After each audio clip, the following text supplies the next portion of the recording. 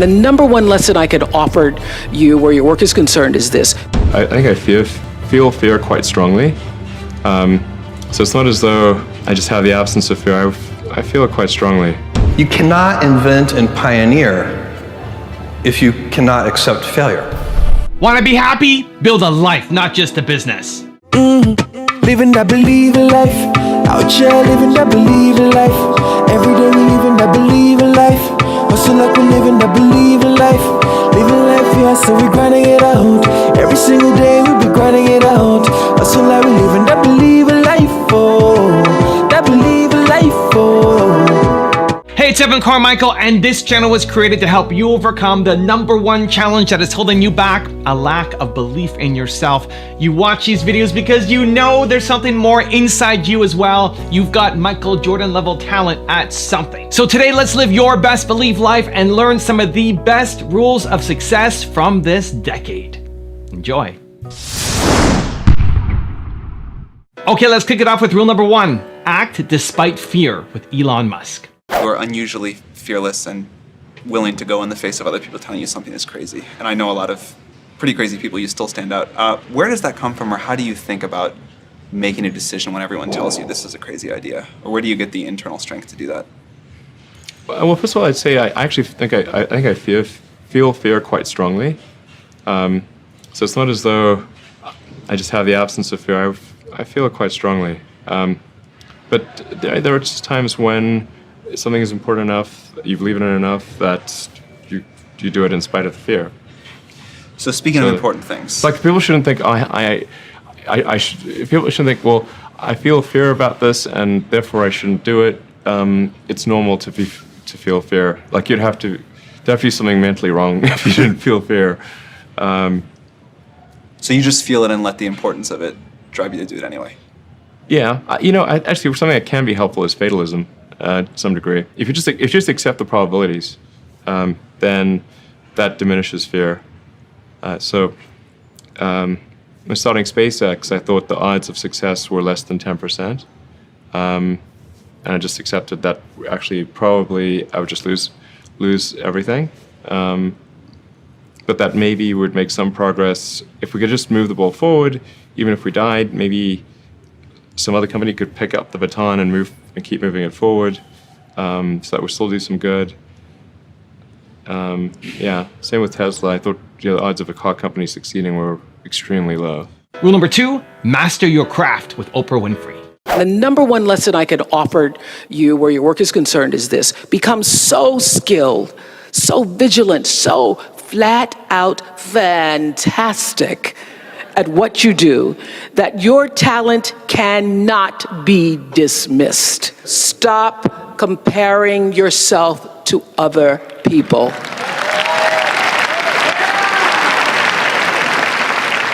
You're only on this planet to be you, not someone else's imitation of you. I had to learn that the hard way on the air live, anchoring the news.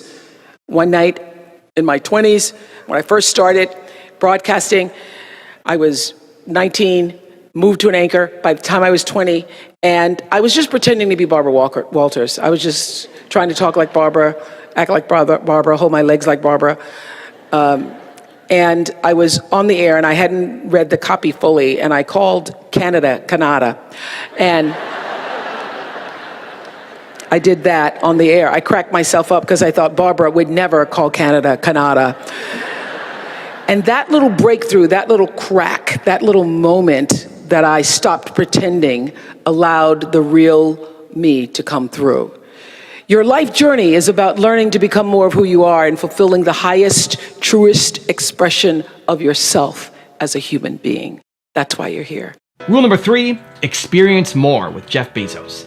You cannot invent and pioneer if you cannot accept failure. To invent, you need to experiment. And if you know in advance that it's going to work, it is not an experiment. And so that's a very important thing. They are inseparable twins, failure and invention. And so you have to be willing to do that. And it's embarrassing to fail. It's always embarrassing to fail. But you have to say, no, that's not how this works. If I said to you, you have a 10% chance with a particular decision, a 10% chance of a 100x return. You should take that bet every time, but you're still going to be wrong 9 out of 10 times, and it's going to feel bad 9 out of 10 times. And with technology, the outcomes, the results can be very long-tailed. The payoff can be very asymmetric, which is why you should do so much experimentation. Everybody knows that if you swing for the fences, you hit more home runs, but you also strike out more.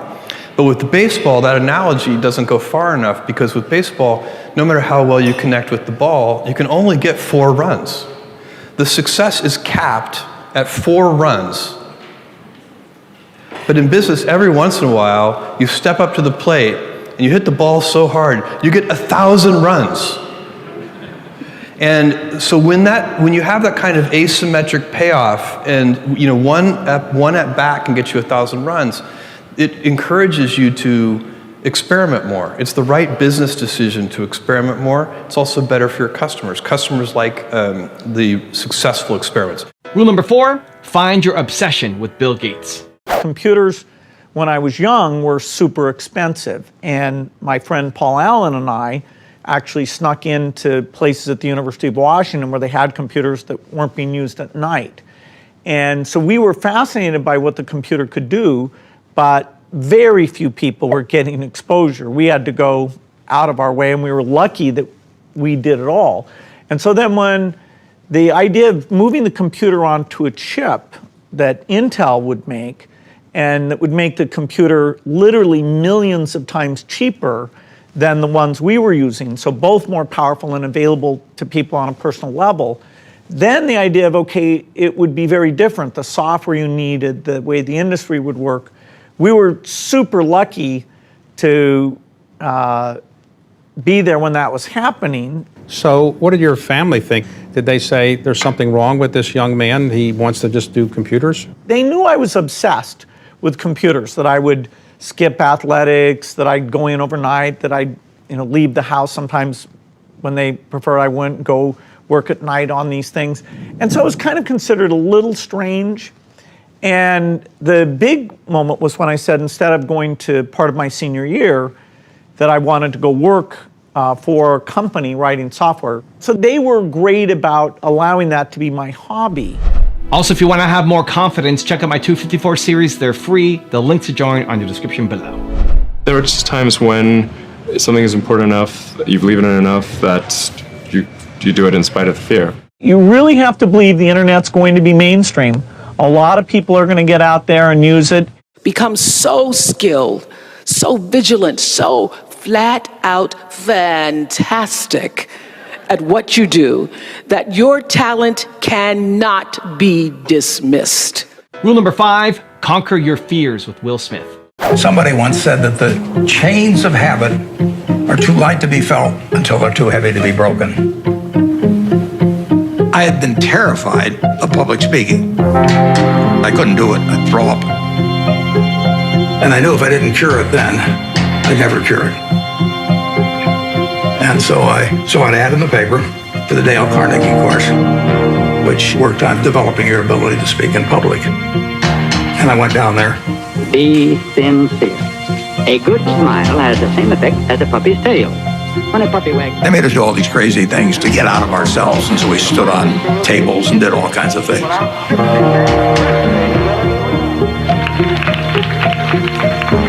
If I hadn't have done that, my whole life would have been different. So in my office, you will not see the degree I got from the University of Nebraska. You'll not see the master's degree I got from Columbia University, but you'll see the little award certificate I got from the Dale Carnegie course. Rule number 6, get honest with yourself with Mel Robbins. I've always wanted a six-pack, and I don't have it. And I don't know, and I've never had it.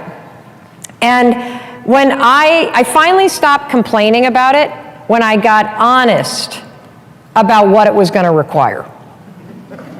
Oh, I'm dead serious. Dead serious about this. At my, at 49, with my affinity for alcohol and my love of carbs and my distaste for exercise, I have a small problem on my hands if I want a six-pack. So if you were to go forward, right, and think, okay, well, if a year from now I had a six-pack, what would my day-to-day life look like? Ooh. And you can get very clear that you're not committed to that. And then you can stop beating yourself up for the shit you never intend on doing. What I realized is I can spend 4 minutes a day in a hotel room or in my bedroom doing planks, and my arms look great, and everybody else will think the rest of my body's in shape. And we're good. We're good. Yes. It worked like a charm. So you might want to get honest with yourself. Like, instead of doing this, I want to be a millionaire, I want to do this. Do you really? Because you can make it happen. You actually can. Look at all the idiots that are making money. You can make money. But you're going to have to roll the clock forward just a year and say, okay, if I'm able to put $1,000 a month against my debt, I'm able to make X amount of dollars a month, I'm able to put X amount of dollars in savings, what do I need to be doing a year from now to make that happen? And what are those habits that are there a year from now that I don't have right now? And then roll yourself back to this moment, just like I explained with exercise. Do I actually not want to have a Manhattan tonight? Nope. Did I want to go to the gym today? Nope. Am I willing to not eat what I ate for breakfast? Nope. Am I willing? I did my 4 minutes. My arms are looking really good. But so bring it back, and then you will have the formula for pivoting at any moment. You time travel forward a year. You investigate the patterns that you have that are giving you the result that you want, and then you back your ass up to right here, right now. And you decide, am I willing to do this now? If I'm willing, then 5, 4, 3, 2, 1 through all the bullshit excuses that are going to be there when you're trying to override your operating system. That's how you do it. Or you have the reality check like I had, which is, oh shit, I just like to bitch. I don't intend on changing, so why don't we get this off the plate? And let's focus on the things that I am actually committed to. Rule number 7, never give up with Jack Ma. I never thought we could survive for 18 years. And then we made it. The only thing that today we should do is share the experience and know-how, especially share the mistakes, suffers with others. My thinking is that, you guys remember, if you want to be successful, learn from the other people's mistakes. Don't learn from the successful stories. Successful stories they make, don't listen to that. There are a lot of reasons behind it. Just like, I remember the first time Harvard Business School came to us, say, Jack, we want to write a case study for you. That's years 2001 or 2000. They came, they spent 1 week, and they write a report, and I read, I said, this is not me. And they said, this is you. I said, no, this is not us. He said, this is you. So they make up his sign, and the case study go up, and they start to teach in a lot of universities. The next 5 years, they invited me to go to the case study, and they always find a competitor of my company. And after every case study, Alibaba will die, that company will succeed. All the students agree. And actually, every 5 years, all the competitors die, we still survive. So how can you study this kind of a successful story? Learn from the mistakes, the other people. No matter how smart you are, you will encounter these mistakes. You learn from mistakes not because you will be able to avoid mistakes. You will able to, when these mistakes come, this suffer comes, you know how to deal with it. How to face it. The book I want to write, if I can, is Alibaba 1001 Mistakes. This is the most treasurable things. Rule number 8, break the rules with Simon Sinek. Let me tell you a story. So a friend of mine and I, we went for a run in Central Park. The Roadrunners organization, on the weekends, they host races. And it's very common at the end of the race, they'll have a sponsor who will give away something, apples or bagels or something. And on this particular day, when we got to the end of the run, there were some free bagels. And they had picnic tables set up, and on one side was a group of volunteers. On the table were boxes of bagels, and on the other side was a long line of runners waiting to get their free bagel. So I said to my friend, let's get a bagel. And he looked at me and said, the line's too long. And I said, free bagel. And he said, I don't want to wait in line. And I was like, free bagel. And he says, nah, it's too long. And that's when I realized that there's two ways to see the world.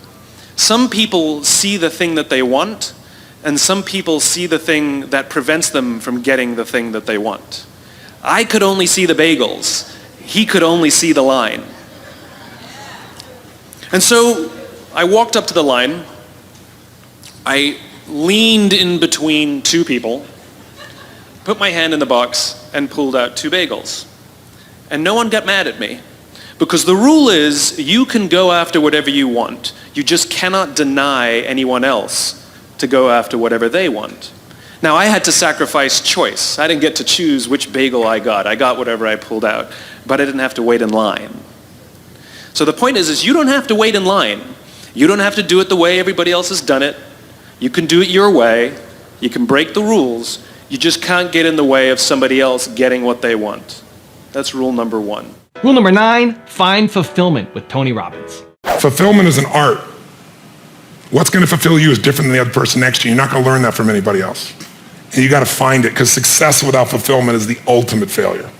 And I get those phone calls all the time for the multi-billionaire entrepreneur or politician or business person or a person just won their Academy Award and they're depressed and they can't tell anybody because they got all their goals, but they're not fulfilled because they really don't have that sense of meaning in their life.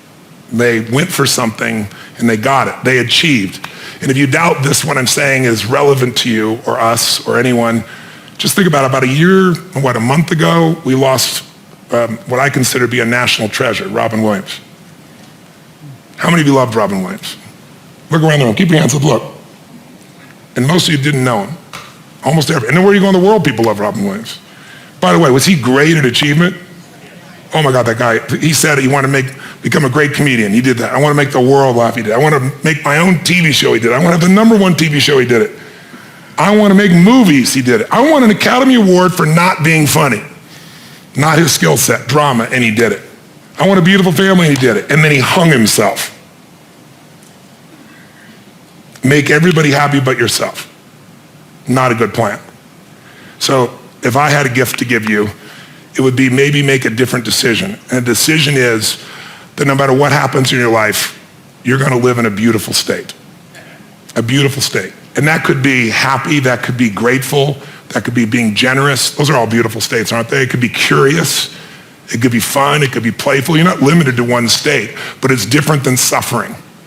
And most people's suffering, and all suffering I've ever seen, I've traveled to 100 countries, I've dealt with presidents of countries and, presidents of businesses, CEOs, I've dealt with people in prison, I've dealt with, you name it, average people. Suffering always comes because you're obsessed about something related to you. You can only be depressed if you're focusing on yourself. You say, no, I'm depressed because it's my kids and they're not doing well. No, you're depressed because you feel you failed your kids. It's about you. It's about how you think what you should have done or shouldn't have done, or what someone did to you or didn't do to you in the past or the future, which don't even exist. So I have a simple goal. My goal is help people make a decision that says, I don't know what's going to happen. You might get a divorce, even though you don't think so. You might find a member of your family with cancer. You might have your house get burned down or have a tornado go by, and if you live in the same place, it happens every 2 years and you move back, we should talk, but some people seem to do that for some reason. You can't control those things. I can't control those things. I don't want those to happen to you or anybody I love or anybody who's even a stranger to me, but they're going to happen. True?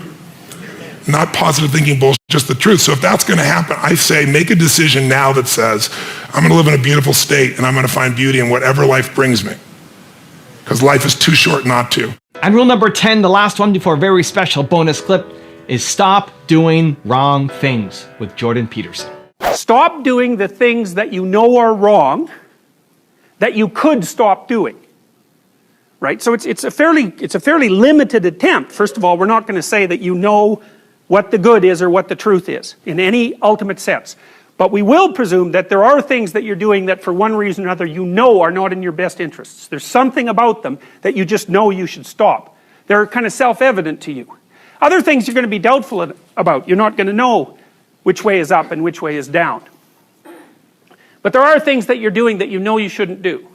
Now, some of those you won't stop doing for whatever reason. You don't have the discipline, or maybe there's a secondary payoff, or you don't believe it's necessary, or it's too much of a sacrifice, or you're angry or resentful or afraid. Who knows? So forget about those for now. But there's another subset that you could stop doing. It might be a little thing. Well, that's fine. Stop doing it and see what happens. And what'll happen is your vision will clear a little bit. And then something else will pop up in your field of apprehension that you will also know you should stop doing, and that you could stop doing, because you strengthened yourself a bit by stopping doing the particular stupid thing that you were doing before. That just puts you together a little bit more. And you could do that repeatedly for an indefinite period of time. And you know, that doesn't necessarily mean that you're going to ever be able to formulate a clear and final picture of what constitutes the truth and the good. But it does mean that you'll be able to continually move away from what's untruth and what's bad. And, you know, that's not a bad start. Now I have a special bonus clip from Robert Kiyosaki on how to master sales that I think you're going to enjoy. But before that, it's time for the 3-point landing questions. Let's go from just watching a video to taking action. Here we go. Question number 1. What are the wrong things that you need to stop doing? Number 2, what does fulfillment look like for you? And number 3, where do you need to get more honest with yourself? And if you made it this far in the video, I want to celebrate you. Give me a hashtag believe down in the comments as well.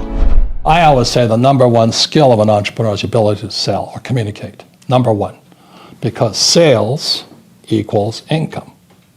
So if your sales are down, your income's down. But it's not just selling your customer, you got to sell your employees. And that's really tough, you know. And then next is selling my investors. So I'm selling investors, I'm selling employees, I'm selling customers, and I'm selling myself. You know, I got to talk myself into, I don't have the pleasure of being down. Entrepreneurs have got to be up. Because if you're down, your employees know it, your customers know it, the market knows it. So number one is sales. But when you look at the big picture, there's 3 things an entrepreneur must learn. Number one is PR. And what you're talking about is PR. The other day, Fox News interviewed me to find out if I would endorse my friend Donald Trump for president. You know how much that's worth? You know, they co-branded us. Kiyosaki, Rich Dad, and Trump. That's incredibly priceless. You know, so getting PR is a number one skill. Under that is marketing. And what marketing does is like advertising.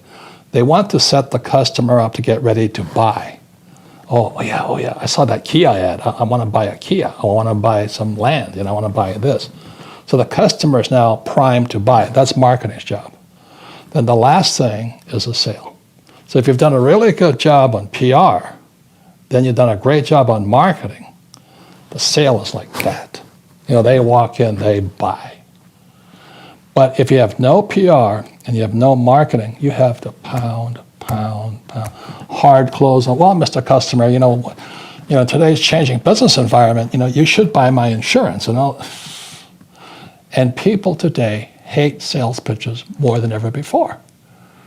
So the number one sales job of a true entrepreneur is to develop your ability to get PR. And I'll say it again, most entrepreneurs are not good at sales.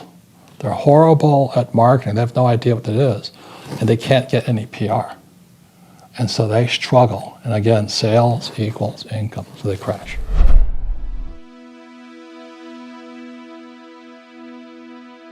If you want to know why your comfort zone is destroying your life, check out the video right there next to me. I think you'll enjoy it. Continue to believe, and I'll see you there.